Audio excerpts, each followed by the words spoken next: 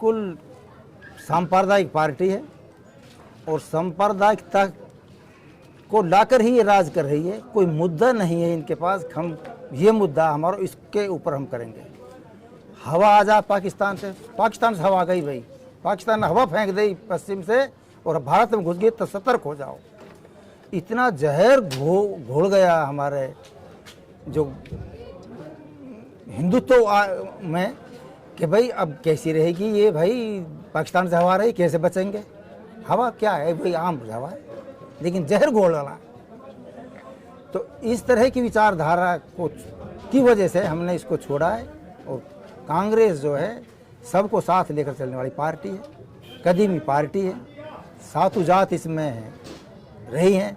जैसे चौधरी साहब ने कहा है भी, गांधी जी ने रोका हमको, गांधी जी के लिए रुके हम। अब कोई हमसे यूं कहे पाकिस्तानी, हम ना हैं पाकिस्तानी तो चले गए पाकिस्तान में। हम तो मूल निवासी हैं यहाँ के। तो अभी भी आपने जिक्र किया, होता है ऐसा, जैसे भी विधायक साहब ने कहा है, मनमुटाव हो जाता है भाइयों में भी, कुनबे में भी। लेकिन अलग होकर भी मैं इसी जगह की जहाँ हो रही है बात, यहाँ चौधरी बदरुद्दीन आए थे, मैं कह रहा हूँ सबके सामने, तब मैं नया हुआ था, उसमें फर्स्ट डे था। तो उन्होंने कहा चौधरी आफ्ताब चोरों की तरह घूम रहे हैं इलाके में, घरों में। मैंने फिर मेरा नंबर आया, उन्होंने कहा कि जो आफ्ताब है, इन्होंने कहा बदरुद्दीन ने बिल्कुल गलत कहा है।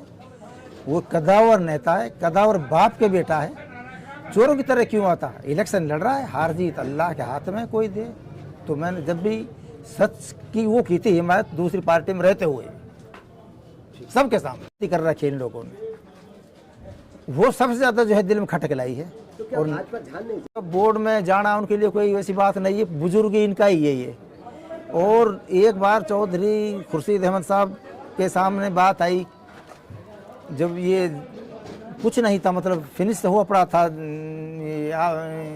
तैयब हुसैन का प्रोग्राम, तो चौधरी ये अपने खुर्शीद साहब ने ये कहा, इसके हम कोई पद नहीं लेंगे, ये जो है गरीबों का है, यतीमों का माल है ये, खुदा हमें इससे बचाए, कोई हमारे ऊपर किसी को लग जाए, इसके अजाब से हमरा अल्लाह बचा ही रखे। खुद चौधरी खुर्शीद की ज़बान नहीं, तो क्या कब्जा करने इनका ही रहा इस पे, और इस पे इनकी नीयत है, और किसी की रही भी नहीं मैं बात किसी भी लीडर की। शुक्रिया।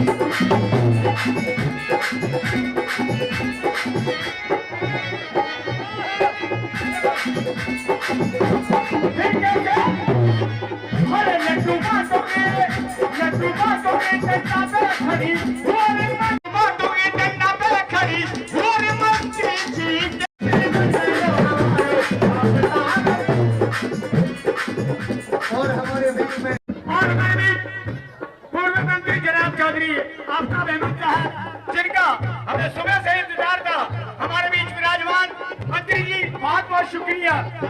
हमारे भी रौनक बढ़ा दी आपने होकर शरीक बज़्म, रौनक बढ़ा दी आपने होकर शरीक बज़्म। बंदा नवाज आपकी अमन का शुक्रिया, बहुत बहुत शुक्रिया।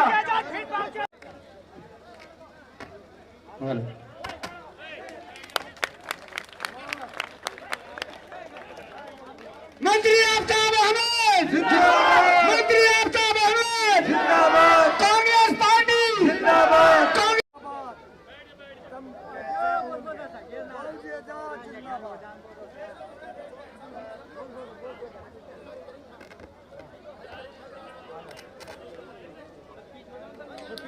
हाजी एजाज अहमद को कांग्रेस पार्टी ज्वाइन तो मैं नहीं कह सकता, वापसी कह सकता हूं कराते हुए हमारे पूर्व मंत्री जी एक बार जोरदार तालियों से हाजी एजाज साहब का स्वागत करें। और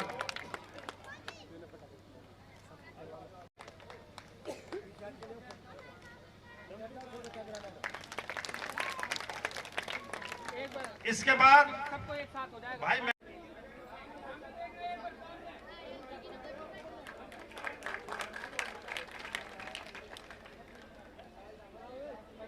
एक बार जोरदार तालियों से स्वागत करें।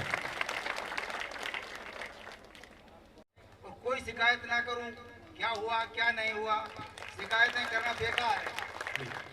तो कुछ बात है मेरी, एक तो ये है कि हमारे गांव सलम्बा में चौधरी खुर्शीद अहमद साहब द्वारा मेवात का पहला कन्या पाठशाला बनाया गया है। उनका कांग्रेस पार्टी की तरफ से, हरियाणा प्रदेश कांग्रेस कमेटी की तरफ से, उनका मैं पार्टी की तरफ से, नूह विधानसभा से विधायक होने की तरफ से, अपनी पार्टी की तरफ से हाजी एजाज और उनके सभी तमाम साथियों का दिल की गहराइयों से और पार्टी की तरफ से उनका शुक्रिया अदा करता हूं, उनका स्वागत करता हूं। और उनकी विचारधारा पहले से ही कांग्रेस की थी, आज वापस कांग्रेस को मजबूत करने के लिए वो शामिल हुए हैं। मैं उनका दिल की गहराइयों से शुक्रिया अदा करता हूं। मैं मानता हूं कि परिवार में रहते भी कई बार मतभेद हो जाते हैं, लेकिन मनभेद नहीं होते। हाजी एजाज हमारी कांग्रेस की विचारधारा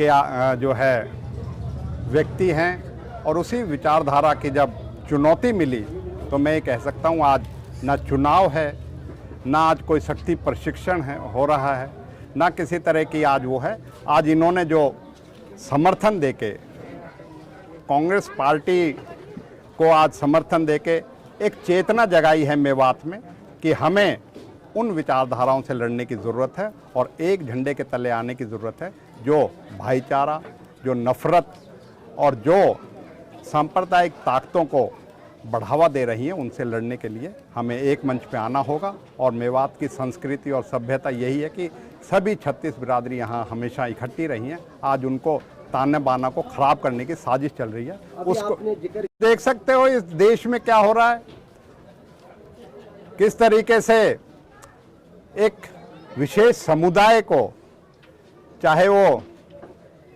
प्रेस के माध्यम से हो, चाहे प्रशासनिक उससे हो, हमेशा उसको जो है निशाना बनाया जा रहा है। इसलिए मैं कह सकता हूं कि आज अपनी आवाज़ को एकजुट करने के लिए और भाईचारे को और सांप्रदायिक ताकतों से लड़ने के लिए हमें एकजुट होना पड़ेगा। और उसके लिए मैं आज हाजी एजाज साहब और इनके जैसे साथी और बाहर भी हैं, उनको भी हमने न्योता दिया है, दावत दी है कि अब समय आ गया है कि हम सब मिलके इस गांधीवादी विचारधारा जिनकी वजह से हम हिंदुस्तान में रहे, उनके आश्वासन पे उसी विचारधारा को बढ़ा सके और नफरत और सांप्रदायिक ताकतों को हम हरा सकें। अभी आपने सारी चीज़ें करके हम, आप हमारे पड़ोस में ड्राइविंग ट्रेनिंग स्कूल छपेड़ा में उसकी ज़मीन दे दी गई, 7 साल हो गए, कोई चीज़ नहीं हुई। हमारे यूनानी मेडिकल कॉलेज की हमने मंजूरी दे दी, उसकी कोई शुरुआत नहीं। 248A NHAI का हमने नेशनल हाईवे घोषित कर दिया और उसमें कर दिया नूह से अलवर तक 4 लेन होगा मार्च 2014 में। अब 2021 आ गया, आज ये कहते हैं हम इस पे काम करेंगे, शुरू करेंगे। आप देख सकते हो कि किस तरीके से मेडिकल कॉलेज की अनदेखी हो रही है। 550 करोड़ रुपए की लागत से बना हुआ मेडिकल कॉलेज, कहीं डॉक्टरों के अभाव से, कहीं स्टाफ के अभाव से और कहीं जो उपकरण हैं उनको ठीक करने के लिए। बड़ी शर्म की बात है, मैंने वहाँ तो एक ऑटोक्लेव की कहा था, रेडियोलॉजिस्ट नहीं है जहाँ, तो सबको जो है आज आपके माध्यम से मैं उनको सबको दावत देता हूँ कि जो विचारधारा है आपसी भाईचारे की और मेवात के जो हमारा एक सौहार्द है, मेवात की संस्कृति है, उसको आगे बढ़ाने के लिए हमें सांप्रदायिक ताकतों को और नफरत फैलाने वाली ताकतों को हमें उनसे लड़ाई करनी है और सब लोगों को, ऐसे सही सोच वाले लोगों को आगे आना होगा। आ रहे हैं और आगे इंशाल्लाह और भी बहुत लोग जुड़ेंगे भी, क्योंकि हम सही रास्ते पे हैं और सही रास्ते पे सहयोग मिलता रहेगा। आज उसकी शुरुआत हुई है, इंशाल्लाह आगे भी ऐसे चलता रहेगा।